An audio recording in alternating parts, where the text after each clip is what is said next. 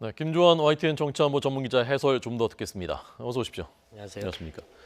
서훈 국정원장은 대략 예상됐었던 카드고요. 네. 정의용 국가안보실장이 단장이 된 것은 어떤 의미라고 볼 수 있습니까? 사실 그 미국 측에서 굉장히 신뢰를 갈 만한, 특히 맥메스터 안보보좌관하고 이렇게 굉장히 신뢰가 두터운 인물로 알려져 있죠. 그래서 어떤 현실적으로 한반도라든가 국제 정치에서 미국이 대 설명이 없거나 미국의 이해가 없으면 잘 안 되는 분야가 없지 않아 있습니다. 그래서 미국의 이해를 돕기 위해서 직접 가서 듣고 다시 다 갈지는 누가 갈지는 그 팀들이 상당수가 미국으로 가서 워싱턴으로 가서 설명을 하는. 근데 저는 주목할 만한 부분이 이번에 김상균 국정원 2차장. 네네. 사실은 이제 대북 업무 그다음에 정보 업무 특성상 공개가 잘 안 된 인물이지만은 네네. 서훈 국정원장이 과거 국정원에 계속 있을 때 대북 업무 담당할 때도 그러니까 우리가 사수부사수라 그러지 않습니까?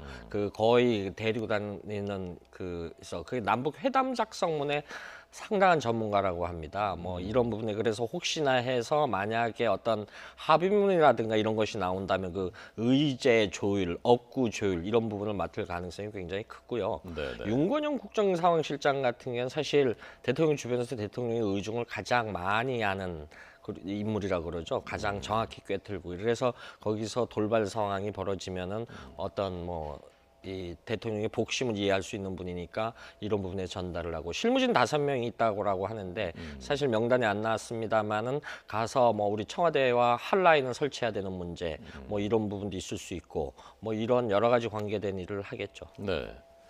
5명 굉장히 그 예상 뛰어넘는 그렇죠. 규모인 우리가 거죠? 과거에 특사라 그러면 당연히 홀로 가고 혼자서 움직이고 그러는데 네네. 이번에는 굉장히 의외죠. 물론 과거 5공화국 때 당시 안기부장했던 장세동 부장과 당시 안기부장 특보했던 박철원 씨가 방북을 해서 특사단으로 둘이 간 적도 없지 않아 있죠. 네.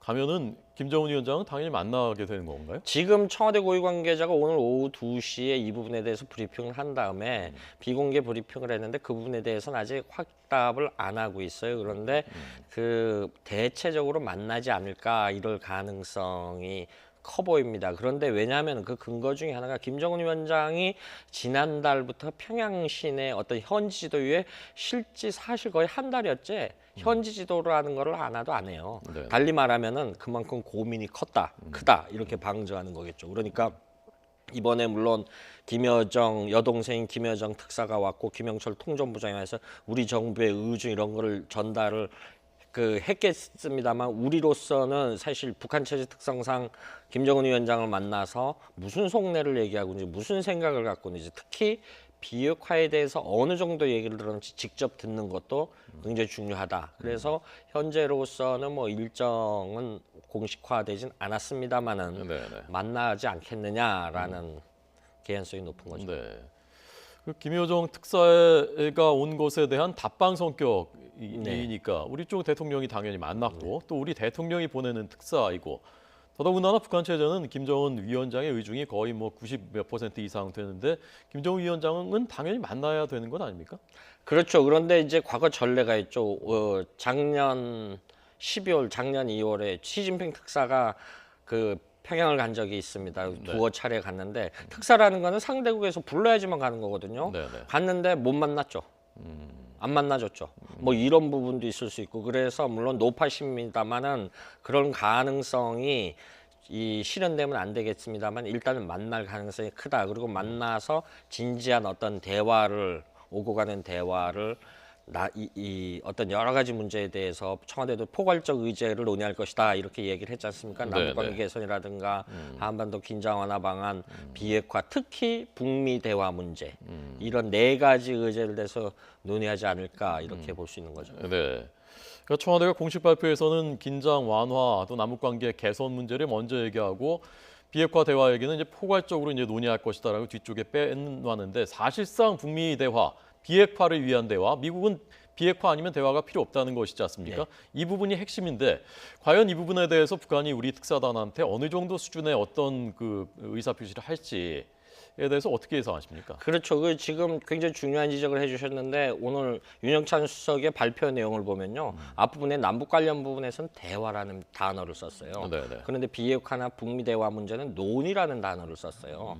어느 정도 의제 조율이 있지 않았겠느냐 이렇게 추정을 해볼 수 있고 물론 북한 체제 특성상 이번에 단 한 번의 만남으로 북한이 비핵화의 길로 나서겠다 이럴 가능성은 굉장히 작다라고 봅니다. 왜냐하면 북한은 1953년도부터 지금까지 핵 개발을 단 한 번도 멈추지 없고 핵 개발 이유가 미국이 자기들에 대한 적대시 정책에 대한 자위권 차원에서 했다. 이거를 우리 특사단이 한 번 만났다 그래서 이 문제를 다 해결하겠다. 그러면 북한 체제 내부에 상당한 문제가 발생할 수 있는 겁니다. 그렇기 때문에 어느 정도의 의제를 표현하고 이 타임 테이블 정도라고 이야기를 또 했을 경우에 이 부분에 대해도 상당히 성과다 이렇게 전망할 수 있는 것이죠. 네, 그러니까 그 의제는 근데 비핵화도 포괄적으로 거기서 논의할 수 있다라는 것까지는 얘기할 그럴 네. 가능성은 있다라고 그렇죠.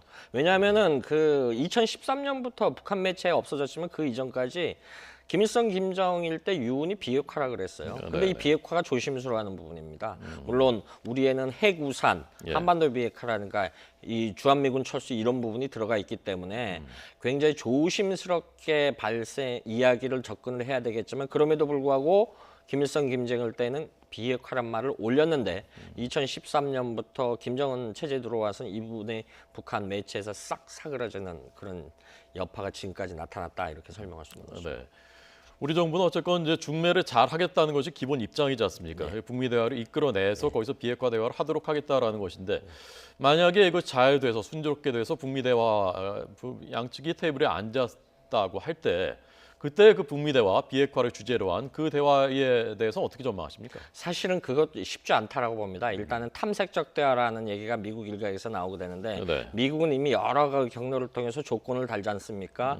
그 비핵화에 대한 의제가 아니면 안 만나겠다라고 했는데 북한은 전제 조건 없이 만나자. 사실은 북한은 한국 전쟁으로부터 북한으로부터 미국으로부터 수교를 받기 위한 굉장히 절체절명의 위기가 있었습니다. 이 부분을 인정받기로 했는데 지금 작금의 상황은 그런데 북한이 핵 지위, 핵 보유국 주의 인정을 하라는 거죠. 네. 그런데 이 부분에 대한 것은 미국의 비핵화와 관련된 있거든요. 왜냐하면 이 순간을 묵시적으로 인정을 하게 되면 동북아에는 핵 도미노가 올 수 있겠죠. 미국은 결코 양보할 수 없는 세계 체제 그 미국의 어떤 세계 최강대국으로서의 어떤 군사 안보 전략적인 측면에서 양보할 수 없는 측면이 있습니다. 그렇지만은 북한의 입장으로서는 자기들이 핵 개발을 놓겠다. 그럼 대가를 요구하겠죠. 엄청난 대가를 요구할 가능성이 있죠. 과거에 우리가 경술의 협상이라든가 이런 부분인데 이런 패턴을 되풀이하지 않게 어쨌든 좀 더 선의의 어떤 북한이 호혜적인 입장에서 나오길 이런 전망을 현재로서는 기대해 볼 수밖에 없는데 네. 김정은 위원장이 어떤 답변을 할지 실제 만나줄지 이건 좀 현재로서는 미지수다 이렇게 결론을 내릴 수밖에 없습니다. 네. 조금 전에 외신 로이터 통신 통해서 트럼프 대통령이 미국의 중견 언론인들 만나는 자리에서 북한이 우리 쪽에 대화를 하자고 전화를 걸어왔다. 네. 그리고 김정은을 언급하면서 직접 대화도 배제하지 않겠다라는 발언을 했다는 보도가 나왔는데요. 그렇죠. 그 부분이 근데 이제 뭐 과거 뉴욕 채널로 해서 나온 건지 뭐 이 부분에 대해서 뉴욕이라는 거는 이제 유엔의 다자애교 무대의 특성상 과거 소련이라든가 어떤 냉전 때도 그 주변국에서 많이 이루어졌기 때문에 근데 누가 전화를 했는지 미국의 누구 측에 전화를 했는지 그런데 그 기사 말미에 보면은 농반 진반이 해서 신임 알 수 없다. 물론 취임 초기에 김정은 만나겠다라고까지 이야기를 했지 않습니까? 근데 이런 부분이 사실은 만난다라고 해도 굉장히 복잡한 절차가 있습니다. 물론 미국 대통령이 제3국에서 약속인 북한 지도자를 만나줄까, 그다음에 용어, 그 조선민주주의인민공화국이라는 공식 용어를 사용할 것이냐 여부, 이렇게 사용하는 순간 미국으로서는 북한을 국가로 인정하는 꼴이 되죠. 뭐 이런 부분에 굉장히 장애물이 굉장히 많다. 그럼에도 불구하고 실제 첫 만남이 이루어져야 되고 이번 대북 특사단이 굉장히 중요한 역할을 해야 되고 어깨가 굉장히 무겁다 이렇게 볼 수 있는 것이죠. 네. 트럼프 대통령의 이 발언에 대해서는 그 맥락을 좀 더 들어오는 것들을 네. 좀 더 종합을 해봐야 될 것 같습니다. 자, 끝으로요. 서훈 국정원장은 1, 2차 남북 정상회담에 다 핵심적으로 관여했던 인물이고 또 앞서 말씀하신 김상균 국정원 2차장 계속해서 대북 관계로 잔뼈가 국정원에 굵었던 인물이고 천혜성 통일부 차관도 이번에 가지 않습니까? 그리고 청와대에서 발표하면서 남북 관계 개선 얘기를 하니까 남북 정상회담도 이번에 논의되는 것이 아니냐라고 보는 시각들이 있는데 어떻게 보십니까? 그렇죠. 왜냐하면은 그 김여정 특사가 와서 빠른 시일 내에 평양에 와달라라고 얘기했지 않습니까? 네네. 그런데 그때 당시 우리 문재인 대통령이 여건이 마련되면 이라는 전제 조건을 달았죠. 이 여건 마련을 위해서 구체적으로 어떻게 해야 되느냐. 사실 우리는 지금 초미의 관심사가 3월 25일 이후로 재개될 가능성이 높은 한미연합훈련이죠. 네. 이건데 과거에 북한이 이해를 잘해줘야 되는 부분이 이것은 방어적 개념의 훈련이거든요. 뭐 안 하던 거 하는 게 아니거든요. 이 부분에 대해서 북한이 굉장히 이해를 구하고 이 부분에서 하되 북한이 이 부분에 대해서 용인을 한다. 단기적으로 용인을 한다. 암묵적으로라도 반발을 안 하고 북한 매체를 통해서 반발 의사를 표시 안 한다라고 해도 굉장히 큰 성과다. 현재로서는 그렇게 볼 수 있는 것이죠. 그런데 천혜성 통일부 차관 기자들이 그 질문했답니다. 조명균 통일부 장관이 왜 배제됐냐? 그렇게 됩니까? 장관급 인사가 3명이나 되지 않냐? 뭐 이런 부분이 있었고 아무래도 정상급 회담 여러 가지 남북관계 개선이 되거나 북미 대화 여건이 마련되면 그것이 정상회담으로 이어질 수 있는 그런 모멘텀이 작용할 수 있겠죠. 그래서 아무래도 천혜성 통일부 차관이 포함되지 않았을까 이렇게 추론할 수 있는 것이죠. 네. 남북 정상회담, 한미 훈련, 그다음에 그 북미 대화가 성사되느냐, 이 3자가 어느 게 먼저 가느냐 사실 굉장히 중요한 부분인데 굉장히 그 복잡한 방정식이 될 수도 있겠습니다. 그렇죠. 그래서 문재인 대통령이 하는 게 두 바퀴론. 그렇게 바퀴가 2개 있는데 하나만 굴러가서는 절대 안 된다. 같이 돌아가야 된다. 선순환 구조로 같이 굴러야 되는 부분인데 사실은 그 부분이 뭐가 먼저다라고 보다도 포괄적으로 논의 과정에 있어서 만나게 되는데 제 개인적인 욕심은 과거 김정일 위원장 때 노무현 대통령이 방북했을 때 방남하겠다라고 했지 않습니까? 그럼 서울에 와야죠. 그건 김대중 대통령 때도 그다음에 그렇죠. 오겠다고 했었죠. 그런데 안 왔는데 그 이제 어떤 남북 정상회담의 연계성으로 봐서는 서울에 와야죠. 이런 부분에 있어서 굳이 그 평양에서만 만나자 아니면 제3국에서도 만나고 문재인 대통령 후보 시절부터 그 부분에 대해서는 늘 강조했던 부분이지 않습니까? 그런데 만남을 위한 만남은 안 만나겠다, 안 하겠다 이렇게 조건을 걸었기 때문에 이런 가지 어떤 이 장애물을 하나하나씩 제거해가는 것이 이번 특사단의 임무 중에 하나겠지 않겠느냐 이렇게 볼 수 있는 네. 것이죠. 5명의 특사들 모습 보시고 계십니다. 머릿속이 굉장히 복잡할 것 같습니다. 김주환 YTN 정치안보 전문기자 해설이었습니다. 고맙습니다.